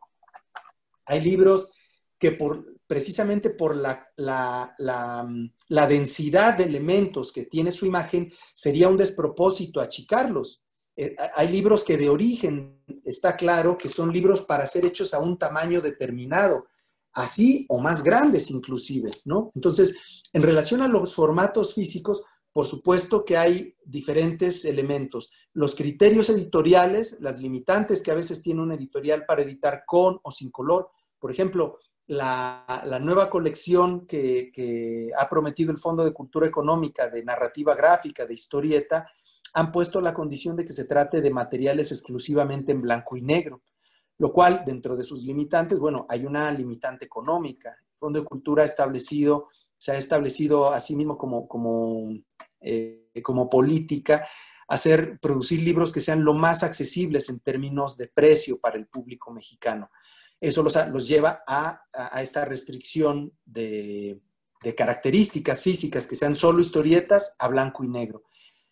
Yo creo que allí me parece una limitante triste porque nos perderíamos un montón de cosas que están hechas a color ya, pero dentro de todo, pues parece que la selección que se está haciendo de cosas permite tener volúmenes de enorme calidad que no están hechas a color. Eso respecto a los formatos y las características físicas estrictamente, ¿no? Así del volumen en sí, sus características físicas. Ahora, en cuanto a los formatos, respecto de los géneros más bien, que tal vez a lo mejor te podrías haber estado refiriendo a eso, están efectivamente lo que hemos venido hablando, libro álbum, historieta, cuento ilustrado. Uno como autor, por lo general tiene la libertad, si es un proyecto propio, hablo en mi caso, por ejemplo, a mí me ha tocado hacer un poco de todo, desde proyectos en donde ya me establecen las características del resultado final. Me ha tocado ilustrar, por ejemplo, el almohadón de plumas, el famoso texto de Horacio Quiroga, este texto como de terror, bastante escalofriante, que es un cuento ilustrado, ¿no? Lo hice como a manera de libro álbum prácticamente, porque si bien no modifiqué nada del texto, las imágenes empleaban la doble página, tenía una intención lectora que era ya producto de mi experiencia como lector de los libros álbum, entonces tuvo una intención como de desplegar las imágenes siempre a doble página y tal. Me ha tocado hacer también cuentos ilustrados. Me ha tocado adaptar textos que son cuentos literarios a historieta, por ejemplo. Es el caso de El Informe Negro de Francisco Hinojosa, que es un pequeño texto que él escribió como un cuento. Él dice además, muy curioso, que es una novela de 100 capítulos. Se trata de un breve cuento en donde cada una de las frases está numerada. empieza con la frase número 1, luego la número 2, la número 3, y el número aparece físicamente en la publicación, cuando fue editado originalmente como cuento literario exclusivamente. Y a mí me ha tocado, se me dio el encargo por parte de la editorial en su momento de hacer una versión en historieta de este texto. De tal manera que allí el ejercicio que hice fue llevar algo que era concebido únicamente como literatura, como algo literario, a un lenguaje en donde las palabras y la imagen iban a tener una combinación, una promiscuidad distinta, digamos, ¿no? Entonces, dentro de los múltiples encargos que he recibido, uno puede tener o la restricción que ya de origen nos da la editorial para hacer un determinado producto, o bien que si es un proyecto que es exclusivamente personal y es lo que yo quiero hacer, yo lo concibo de pe a pa y veo ya después si alguna editorial me lo publica. Puedo correr con suerte y sí, o resulta que es un proyecto tan inviable de publicar que nadie me lo publica, ¿no? Digo, eso ya es un riesgo que nosotros como autores corremos, pero en principio uno se supone como autor que tiene la libertad de crear algo y luego ya ver si eso tiene un destino editorial y encuentra un destinatario, encuentra un editor que se anime a hacer ese proyecto. Entonces hay un poco de todo, ¿no? De las características a veces son impuestas o dictadas por la editorial por criterios de diferente tipo y a veces nosotros creamos el proyecto de pe a pa y lo proponemos y es aceptado o rechazado por una editorial. Creo que había por ahí otro comentario, Aaron. Está Ernesto, que dice, ¿podría comentar algo sobre la autoedición y el formato fanzine? Y está Israel Torres, ¿podría platicarnos sobre el proceso creativo para el complot mongol? Ok. Rápidamente sobre el fanzine y la autoedición. Bueno, me parece maravillosa. Primera porque para mí es la demostración fehaciente de cómo la cultura es algo que debe de surgir no de arriba hacia abajo. O sea, un libro no debe de idearlo el editor y encargárselo a un escritor. Un libro es la necesidad de un individuo, de una persona, de crear algo y compartirlo a los demás, de tal manera que el editor es un segundo paso. O sea, toda la creación empieza primero aquí en la cabeza del individuo. O sea, es ante todo un foco que surge aquí arriba de la cabeza de aquel que se le ocurre hacer algo. Y esto viene a colación por esto de que los fanzines efectivamente y la autoedición son la manera más práctica, más elemental y más efectiva de que aquella persona que tiene algo que decir no le pida permiso a nadie, lo haga, vaya a la fotocopiadora, saque el número de copias que su bolsillo le dé y lo lleve él mismo al potencial público lector que podría encontrar. Esto no solo todos lo hemos hecho, la mayor parte de los creadores lo hemos hecho. O sea, yo también formé parte de grupos de amigos que en principio nos juntamos para decir, bueno, y si lo que hacemos lo editamos nosotros y no dependemos de que un editor acceda a publicar lo que nosotros le estamos ofreciendo. La revista del Gallito, la revista del Gallito Comics, una publicación de historietas que tuvimos, de la que formé parte junto con un montón de colegas, amigos y colaboradores, incluso de otros países.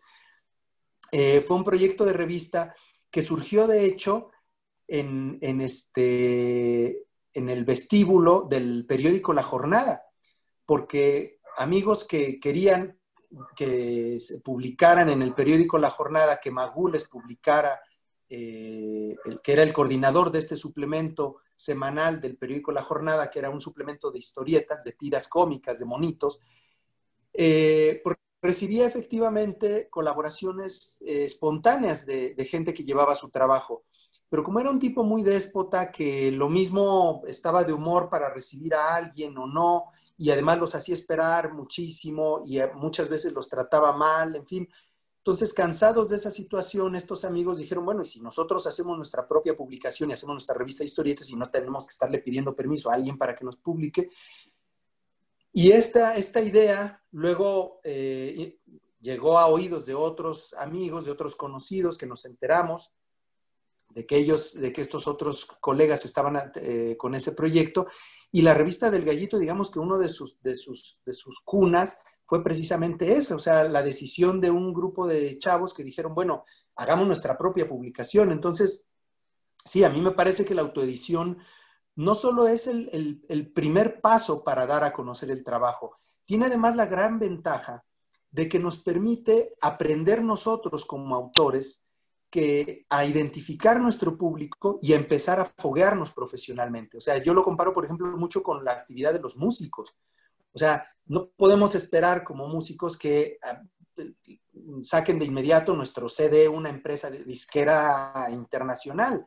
Primero, ¿qué hacemos? ¿Qué hacen los músicos? Yo no lo soy, pero ¿qué hacen los músicos? Primero, se juntan con sus cuates, arman su banda, ensayan unas canciones y empiezan a tocar en las fiestas, o sea, empiezan a tocar ante sus amigos, en pequeños lugares independientes, en fin, o sea, eso da la autoedición.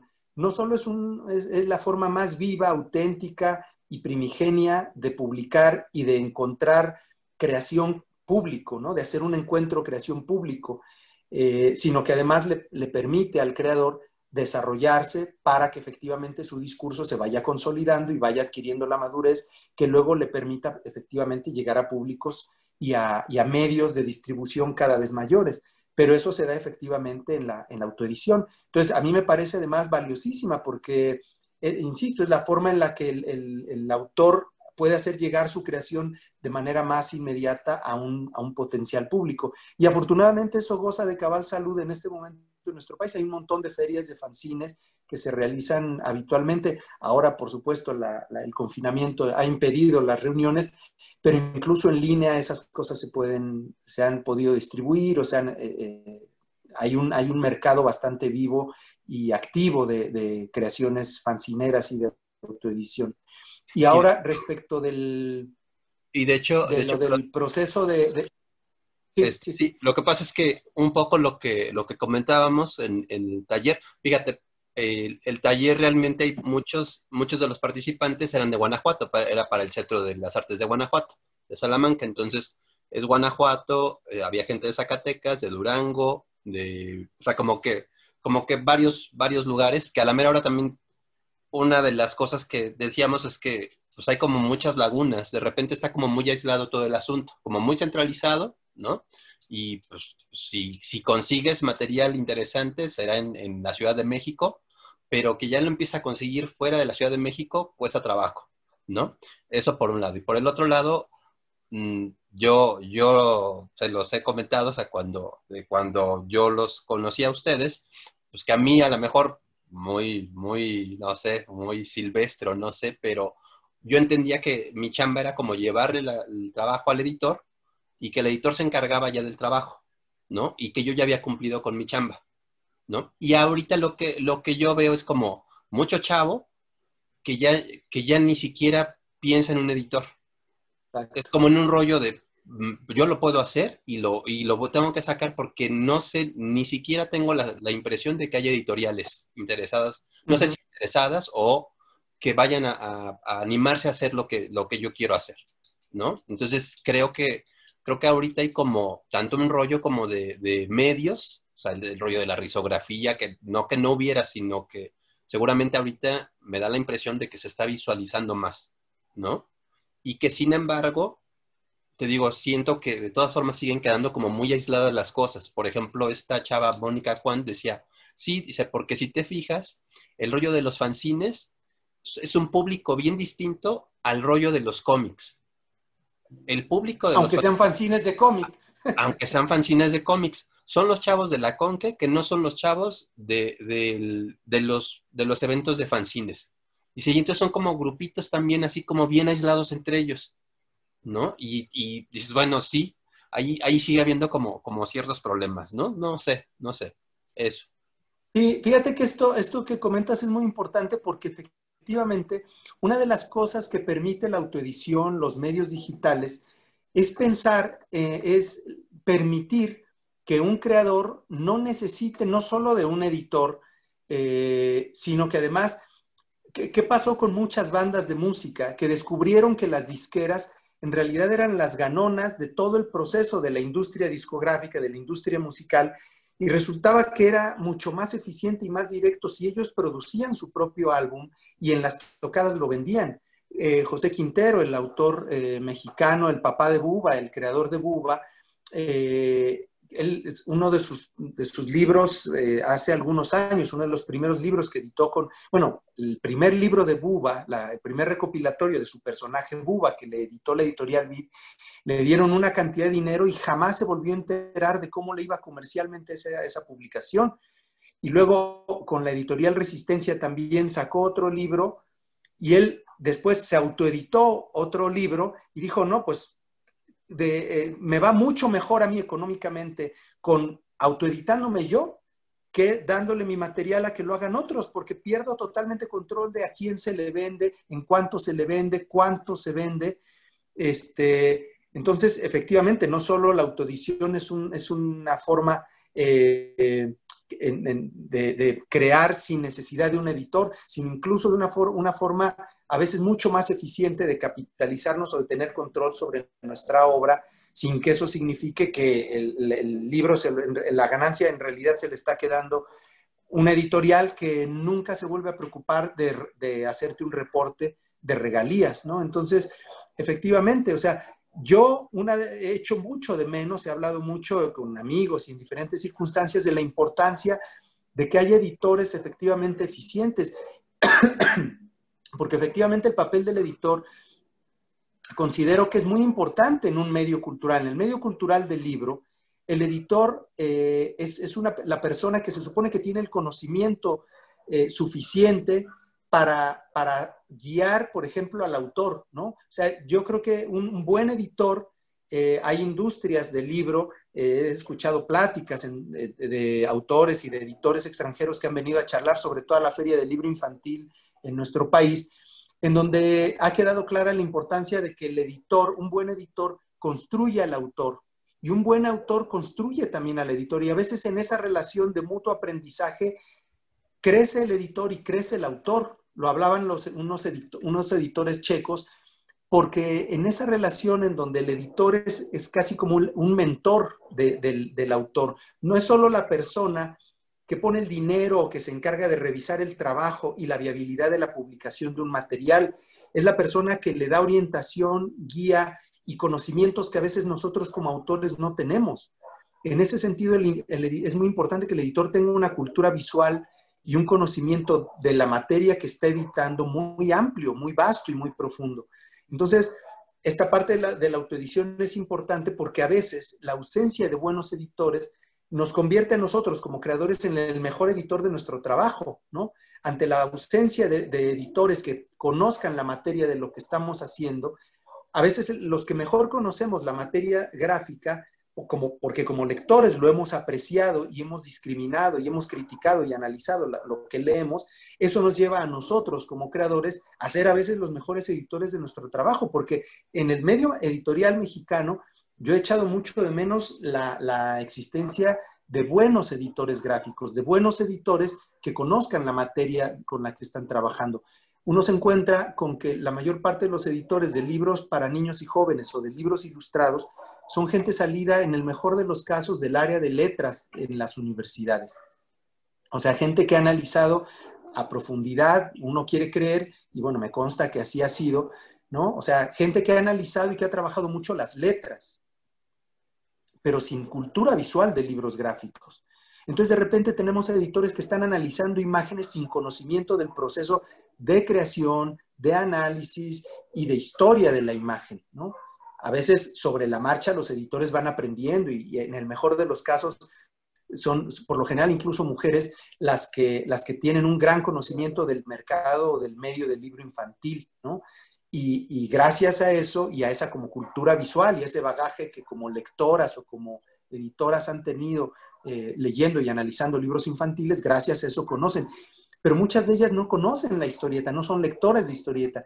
Y por un editor o editora, por muy buen editor que sea de libros ilustrados o de libros álbum, no lo convierte automáticamente en un buen editor de historieta. La historieta tiene otras características, ¿no? Entonces, efectivamente, esto que mencionas es muy importante. El Internet ha permitido que muchos autores, muchos dibujantes, ilustradores y demás, elijan el camino de la autoedición, de la autodistribución o de la publicación en línea, que era otro elemento que también nos pedían que comentáramos. Actualmente hay autores, está Maritza Campos, por ejemplo, que hace una historieta, ahora no recuerdo el nombre, ella está en Yucatán, Ella hace tiempo que vive de la publicación en línea de su historieta, inclusive hasta donde tengo entendido es una historieta que edita y que va haciendo sus apariciones, sus entregas periódicas en línea, sobre todo para el mercado norteamericano. Entonces, actualmente tenemos un montón de webcomics, así como hay plataformas de contenido audiovisual, hay plataformas de lectura de cómic en las que pagas tú por acceder al contenido de esa plataforma. Me parece que Webtoon es una de las plataformas en donde tú pagas una cantidad mensual y tienes derecho, así como quien paga su plataforma de Netflix o de HBO, pagan su plataforma de cómic y pueden leer sus cómics y sus capítulos, como quien va al puesto de periódicos o como quien está esperando el nuevo capítulo de su serie televisiva el siguiente domingo o la nueva temporada. Así el que paga su plataforma de contenido gráfico también va accediendo a la lectura de esos nuevos contenidos conforme van apareciendo. Entonces, efectivamente, los medios digitales hace tiempo que vienen consolidándose como una opción de consumo de literatura o de contenido gráfico cada vez mayor. Supongo que además la pandemia va a acelerar estos procesos de acceso a contenidos, ya no por medios físicos, sino por medios exclusivamente digitales, ¿no? Nótese cómo he estado alargando también toda esta charla para no tener que ponerme a hablar ya de la cuestión de mi trabajo. No, o sea, no es mentira. Dime, Mario. Sí, yo veo que Ricardo está huyendo de hablar de su trabajo, pero creo que es uno de los grandes artistas, de los ilustradores que está muy preocupado, no solamente porque exista una calidad gráfica en lo que él hace, sino también es un maestro que está preocupado porque los chavos que están haciendo cosas que tienen que ver con el mundo visual tengan también como esa preparación importante de lecturas, estas narrativas que ya existen de manera tradicional, pero él también cómo los va orientando, cómo los va llevando un poco hacia ciertos caminos para que vayan teniendo esa finura del deleite que es la narración de esta forma de la narrativa gráfica, que uno puede observar sus trabajos que ha hecho en ilustración de libros en el Fondo de Cultura Económica, por ejemplo, o el complot mongol, que creo que va a ser todo un clásico. Si de por sí ahora ya era una obra clásica, creo que ilustrada por el maestro va todavía a darle una mayor permanencia. Y bueno, tengo el placer de conocer a Ricardo, con él he organizado algunas cosas, algunas actividades culturales que tienen que ver con la narrativa gráfica, y yo lo veo muy constantemente trabajando en ferias de libros, presentándose en ferias de libros, con talleres, con conferencias, con conversatorios, y siempre hablando justamente, me parece que no solamente es un ilustrador, sino que también me parece que es un gran promotor de la lectura. Y creo que también incluso es uno de los grandes gestores culturales que existen en nuestro país. Y también es alguien que está muy preocupado por entender justamente cuáles son estos mecanismos que existen en el mundo del libro para que se puedan conocer no solamente lo que está publicado, sino qué más existe en el mercado. Yo lo veo a él y en cada una de sus charlas siempre lo veo recomendando libros, he tenido la oportunidad de visitarlo en donde da clases también, y yo creo que el hecho que tengamos la oportunidad en este momento de estar escuchando las vivencias y las experiencias de Ricardo nos dan mucha luz de muchas maneras. El hecho de que él nos hable de la importancia que tiene la autoedición, también creo que sí es fundamental, porque en este caso que tiene que ver el taller hacia la parte educativa, los fanzines son un medio maravilloso para poder acercar a los jóvenes no solo a la lectura, sino también a mostrarles que a través de un fanzine ellos pueden hacer incluso la presentación de un trabajo de determinada materia que les hayan dejado. Como lo comenté hace un rato, hemos hecho algunas cosas con Ricardo, algunos conversatorios. Nosotros organizamos talleres, sobre todo talleres que tengan que ver con dibujo, y algo que hacemos es lo de la parte de los fanzines, siempre enfocados hacia cómo un fanzine puede ser utilizado para presentar trabajos escolares, o cómo los maestros pueden también tomarlo como una vía de herramienta para poder enseñar ciertas cosas, ¿no? Entonces yo creo que Ricardo tiene mucho esa función también de maestro, porque enseña grandes cosas. Bueno, eso es lo que tendría que decir de Ricardo. Era un comentario. Gracias, Mario. Mira, me da pie a esto que mencionas. Creo que uno de los méritos de la autopublicación y del fanzine es también que le deja claro al joven creador que eso que uno, porque además a mí me pasaba y lo he escuchado infinidad de veces, uno cree cuando es un chavo imberbe que le gusta el dibujo, que no sabe que en eso hay un futuro, que hay una profesión o que es una posibilidad de vida. En mi caso, nadie en la familia no existía en mi familia ningún antecedente de alguien que se dedicara, ya no digamos al dibujo, sino a algo creativo en general. La idea de que existía en mi casa, en la casa de mis padres, de lo que era una profesión, era una carrera de las que existían en la universidad. Pensar en que alguien se dedicara a algo gráfico, algo creativo, como a lo que finalmente terminé dedicándome yo, no aparecía de ninguna manera en el radar de las profesiones en mi casa. Fue gracias a que cayó en mis manos el pequeño volante de la carrera de comunicación gráfica que se daba en la UNAM, que era una licenciatura, que encontré yo la coartada perfecta para hacer lo que ya de por sí me gustaba hacer, que era dibujar, y al mismo tiempo poder decir en casa que estaba cursando una carrera universitaria, porque había digamos, el peso familiar de que yo, al igual que el resto de mis hermanos, tenía que cursar una carrera. O sea, el estudio era algo que no se ponía en duda. Había que cursar la primaria, luego la secundaria, luego el bachillerato y después pasar a la carrera, siempre en la UNAM, además siempre en la escuela pública. Entonces, en el momento en el que yo tengo que elegir una carrera,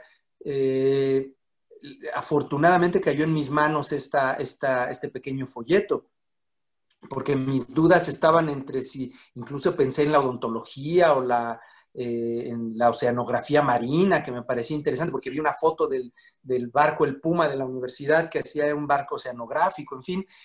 Pero incluso en algo tan básico como la noción de que la profesión de alguien que le gusta dibujar, de que si a alguien le gusta dibujar, eso se pueda convertir eventualmente en una profesión, para eso sirve también la autoedición y para eso sirven los fanzines, porque son la forma en la que uno como chavo descubre cuando ve que alguien, que además por lo general suele ser más o menos de la misma edad que uno tiene, un chico de secundaria, un chico de prepa, alguien muy joven que está detrás de la mesa y que tiene sus publicaciones exhibidas en esa mesa totalmente informal. Ahí es donde un joven dice, bueno, pues si él, que es igual que yo, que lo veo con las mismas inseguridades que yo, se animó a que esas cosas que dibuja las fue a imprimir, las fue a fotocopiar, las dobló, las engrapó y me las puso delante de esta mesa, y estos dibujos que tengo yo aquí delante, que incluso se parecen a los míos, o yo a lo mejor a veces siento que puedo dibujar mejor que él, en fin, todo este fenómeno de la autoedición tiene que ver también con una forma muy democratizadora de hacer llegar la creación propia a otros iguales, para empezar a encontrar los públicos, como decía antes, pero también para hacerle ver al otro que la creación no es algo que se da en quién sabe dónde, ¿no? Recuerdo que Juan Villoro, me parece que en alguna entrevista comentó que él de niño pensaba que todos los escritores de los libros eran gente que ya se había muerto, ¿no? O sea, a veces el libro publicado en forma seria o oficial por una editorial parece algo tan lejano que no se nos ocurre pensar que esa persona que está detrás de la hechura de la escritura de esas palabras o la hechura de esos dibujos es alguien que vive al lado de ti, ¿no? Es alguien que vive como tú. Eso es un fenómeno que también a mí de chavo me pasó. O sea, yo vi un original de una obra de un cartonista mexicano, hasta que en una exposición en el Carrillo Gil vi originales de Naranjo, de Ríos, de Cid, de Aragonés, me parece que había también algunos originales, pero no había la posibilidad, en mi juventud, no había la posibilidad de conocer a historietistas mexicanos, ¿no? O sea, alguien que hiciera historieta como la que a mí me gustaba leer o la que a mí me gustaría hacer, no había nadie a la mano. Creo que uno de los grandes avances que ha tenido la escena cultural mexicana en materia de humor gráfico, historieta, cartonismo y gráfica, narrativa gráfica en general, ilustración, es que cada vez hay más personas dedicándose a eso, lo cual, primera, nos deja ver que sí es una profesión de la que uno puede no morirse de hambre, y por otro lado, alguien a quien acudir para poder consultar dudas, alguien a acudir para conocer un original. Es que de veras no saben ustedes lo importante que es para un joven que está en proceso de formación ver una página hecha por una persona que ya se dedica a eso, saber en qué papel se hace, con qué herramientas se hace, cómo se ve, si se le deja margen. Ah, no, entonces esta imagen, lo que yo veo en el libro aquí, en esta página, el ilustrador no hizo el reverso de la página, no lo hizo en la misma hoja. En una hoja hizo esta imagen y en otra hoja hizo esta imagen. Parece algo muy tonto, pero uno cuando es chavito, pues el que está haciendo sus historietitas en su cuaderno, pues dibuja una historieta, una página y dibuja la siguiente, por supuesto, al reverso, ¿no? Entonces, cuando uno ya se va a dedicar a esto, descubre que, primera, las herramientas físicas que uno tiene que tener, o sea, el papel, los estilógrafos, la goma, qué goma sí borra bien y cuál simplemente nos tallonea el lápiz horriblemente sobre el papel. No son las herramientas físicas, sino las herramientas mentales que tenemos que tener para desarrollar nuestras historias. Resulta que son más que simplemente ponernos ante la hoja e ir dibujando un cuadrito tras otro. Resulta que tenemos que tener herramientas de escritor, de narrador, conocer los tiempos narrativos, la tensión dramática, en fin, un montón de cosas que resulta que son más complicadas de lo que nosotros queríamos, aunque siempre, afortunadamente, priva la intuición narrativa que finalmente todos los seres humanos tenemos. Todos tenemos la capacidad de contar. Lo que pasa es que cuando hacemos de eso una profesión, tenemos que dotarla de cierto refinamiento, porque si no, pues nuestros lectores salen huyendo, ¿no? Bueno, sí me da pena siempre un poco la cuestión del ego, de hablar de mí mismo, prefiero hablar de otras cosas, pero no lo rehuyo. Aprovecho para hacer un anuncio muy puntual. Estoy tratando de convencer a Luis Humberto Crosway, del que hizo la adaptación de la novela del complot mongol a guión, y con quien trabajé para la adaptación gráfica, de que demos una charla, taller o un algo conjuntamente los dos sobre el complot mongol específicamente. Esto a propósito de quien había solicitado allí que hablara de eso. Hay mucha tela de dónde cortar al respecto. Les aviso que estoy tratando de convencer a Luis Humberto de que hagamos esta charla conjuntamente. Él lo está pensando a manera de taller, porque pues también le interesa, confinado como está en Tijuana, le está costando también la cuestión de los ingresos, y él lo plantearía a lo mejor como un taller con una cuota de recuperación. Entonces, bueno, por un lado les aviso que estamos en pláticas para concretar esa parte de taller charla o algo sobre el complot mongol específicamente, y por lo pronto yo aquí con Aarón me comprometo a que programemos cuando quieras otra charla, ya específicamente si quieres para hablar sobre mi trabajo, hablo sobre distintos ejemplos, pero vamos planeando una charla específicamente sobre los procesos creativos, ejemplos de cómo se hizo cada uno de los libros, mostrar cosas que ocurrieron ilustrando cada uno de los proyectos, que bueno, da para una charla en sí misma. Así que yo encantado, Aarón, ya sabes que